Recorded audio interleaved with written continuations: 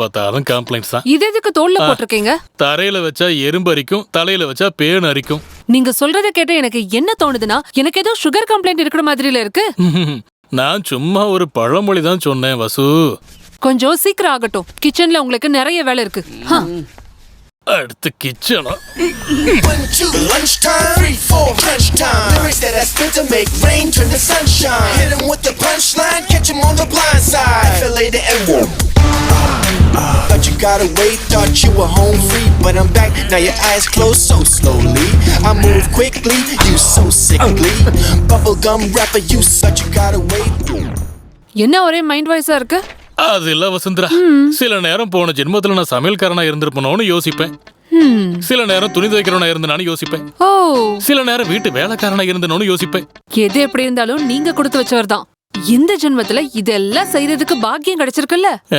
அதான் ஒருவேளை போன ஜென்மத்துல ஒரு பொண்ணா இருந்திருப்பனோ. அப்படின்னா இந்த ஜென்மத்துல நீங்க என்ன? போ வசுந்தரா, நீ என்ன மதிக்கவே மாட்டேங்கிற.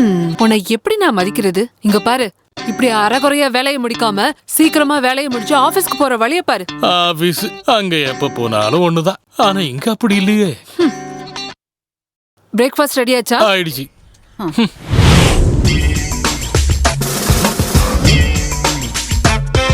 சிங்கம் சிங்கம் ஈஸ்வர சிங்கம். போயிட்டு வரட்டுமா? வேணாம், அப்புறம் எதையும் நான் தான் துவைக்கணும்.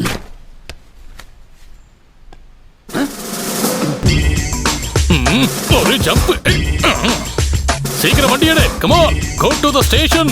என் கை ரெண்டும் அரிக்குது. Run fast fast. யசோதா, ஐயோ என் வக்கீல் கோட்டு.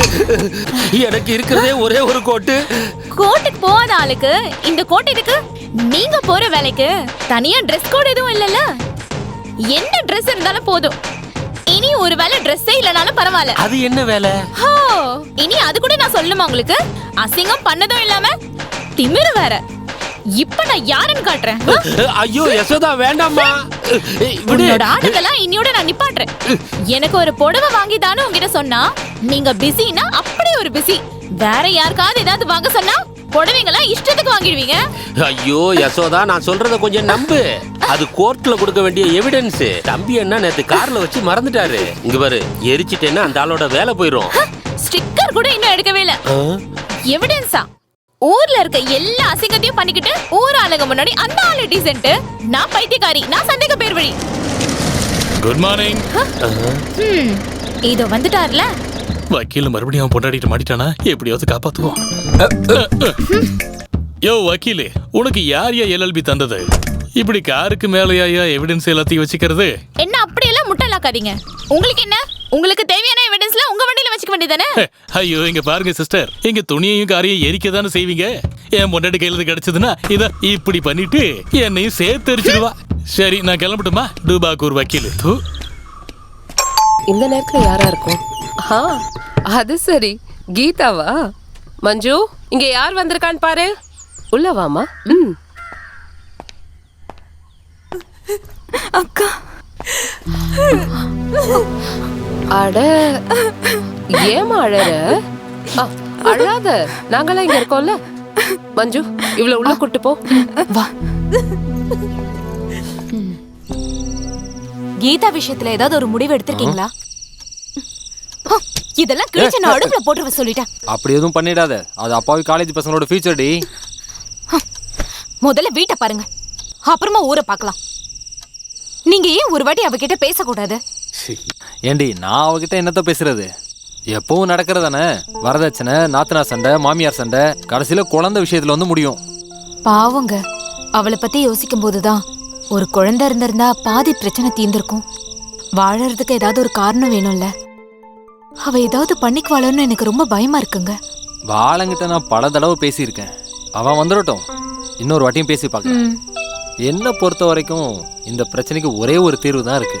ஒன்னும் ஒரு குழந்தைய தத்தெடுக்கணும், இல்லனா இந்த உறவையே முடிச்சுக்கணும். ஓஹோ, இதுதான் பெருசா சொல்ல வந்தீங்களா? அப்படின்னா நீ ஒரு காரியம் பண்றியா? பாலனோட அம்மாவோட பேரு, கரெக்டான அட்ரஸ் எல்லாம் கொடு, பின்கோடு சேர்த்து. அது எதுக்கு? நாம மொட்டை கடிதாசி போடுவோம். ஐயோ, உங்களை நான்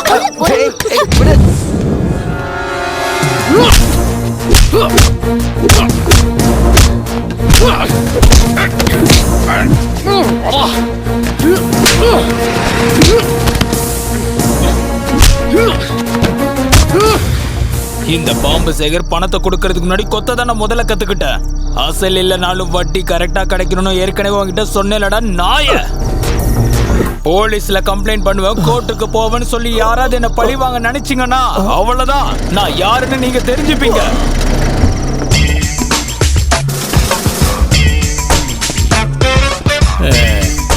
பாம்பு சேகர், ஏன்டா மொட்டை அடிச்சிட்ட? ராஜநாகமும் கருநாகமும் இருக்கும்போது நீ எல்லாம் வெறும் தண்ணி பாம்புடா. நீ கடிச்சா விஷம் கூட ஏறாது. ஒரே குத்துல செத்துட்டானா அதுல ஒரு த்ரில் இருக்காது சார். கொஞ்சம் கொஞ்சமா சாகணும், ரத்த கக்கி கக்கி சாகணும். நல்லா இருக்குடா பாம்பு. அது சரி, கொல்றதுக்கு திங்கிறதுக்கு நீ யார? ஸ்கூல்ல சேர்த்த பேர் கூடவே முன்னாடி பாம்புங்கிற பேரையும் சேர்த்துக்கிட்டேன்னா நீ எல்லாம் பெரிய ரவுடி ஆடிவியாடா. உன் தைரியத்தை காட்ட வேண்டியது சின்ன பசங்கிட்ட கிடையாதுடா. தைரியம் இருந்தா எம்எல்ஏ கை வச்சு பாரு. கை வச்சு பாரு மொட்டை. நான் வீணா வம்புக்கு போக மாட்டேன், ஆனா வர வம்ப சும்மா விட மாட்டேன். நல்லா இருக்கேடா. மொட்டை அடிச்சவன்லாம் சிவாஜி ரஜினி நினைப்பாடா கொய்யால.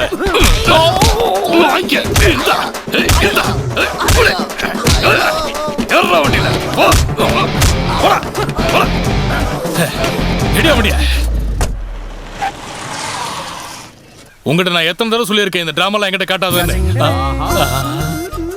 ஏடா மொட்டை இதை எங்கடா ஒளிச்சு வச்சிருந்தா? அப்படிதான். வாடா இறங்குடா ஊத்துடா. ஃபுல் செட்டப் ரெடி பண்ணி வச்சிருக்கேன். சீக்கிரமா வந்து ஊத்து வா. நீங்க கொஞ்சம் சும்மா இருங்கண்ணே. டியூட்டி நேரத்திலேயே போலீஸ்னா நான் பயப்பட மாட்டேன். ஆனா வசந்தராக்காவும் சிசிலியும் இந்த பக்கம் வந்துட்டாங்கன்னா என் இறுதி சடங்கு கருமாதி எல்லாத்தையும் ஒரு பேக்கேஜாவே பண்ணிடுவாங்க. அடே மொட்டை, நான் யூனிஃபார்மில் இருக்கிற வரைக்கும் தொடர்றதுக்கு யோசிப்பாடா. உங்க விஷயத்தை யோசிக்கும் போது சில நாள்ல நான் தனியா உட்காந்து சிரிப்பேன். லைசன்ஸோட ஒரு துப்பாக்கி இருக்கு, துப்பாக்கிக்குள்ள குண்டு இருக்கு, ஆனா வெடிக்க வைக்க தெரியாதுல்ல. கொஞ்சம் பேசாம ஆம்பளை நான் சொல்ற வார்த்தையை காப்பாத்தணும். நீ அவளோட கையையும் காலையும் உடைக்கிறேன்னு சொல்லி 8 மாசத்துக்கு மேல ஆகுது. சும்மா சின்ன பிள்ளைங்கிட்ட பேர சொல்லி ஏமாத்தி எடுத்துறீர. இங்க பாருங்கண்ணா, நேத்து நீங்க லேட்டா வருவீங்கன்னு தெரிஞ்சு நான் எங்களோட ஆளுங்களை வீட்டுக்கு அனுப்பி வச்சுட்டேன். அப்ப பவர் கட்டு எருமை மாதிரி ஒண்ணு கட்டுல படுத்திருக்கு.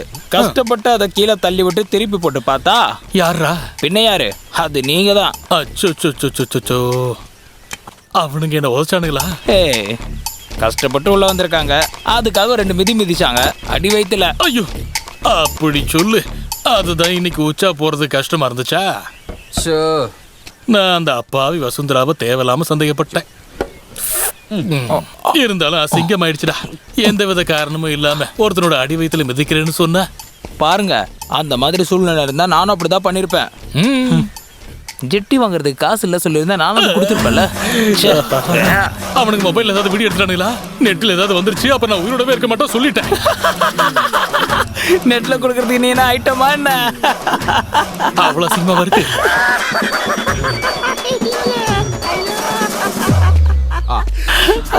சார், அந்த அளவுக்கு பெருசு பண்ணதே கட்சிக்காரங்க சார்.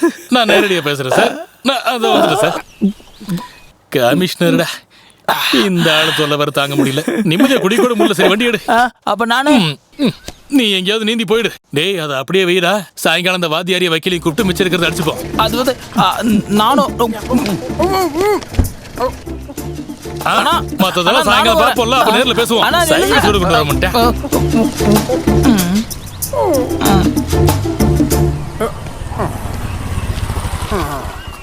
வணக்கண்ணா. வணக்கம். என்னடா ஏதாவது கொட்டேஷனா? இல்லண்ணா, சும்மா அந்த பக்கம். போ போ போ போ.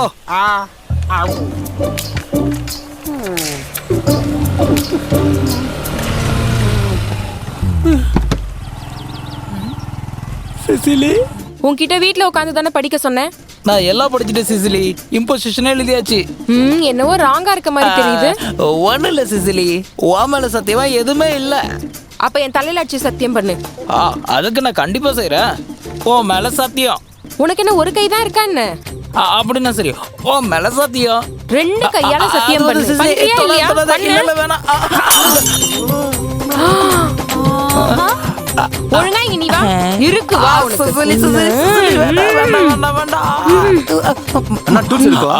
வேண்டாம் வேண்டாம் வேண்டாம், இது என்னோட ஒய்ஃப் தான். இது ஃபேமிலி ப்ராப்ளம். தம்பி நீங்க போங்க. சரிண்ணா. ஏதாவது வேலை இருந்தா கூப்பிடுங்க. என் செல்ல சிசிலி, என்னது வீட்ல இருக்கும்போது நீ என்ன எவ்வளவு வேணாலும் அடி உத, நான் எதுவும் பேச மாட்டேன். ஊர் ஆளுங்க முன்னாடி என் மானத்தை வாங்கிராத. நானும் ஒரு ரவுடி தானே. ரவுடி வண்டியில ஏரியா ஸ்டாண்டர்டு. வலிக்கலையே. நான் உனக்கு பிடிச்ச உட்காரட்டுமா?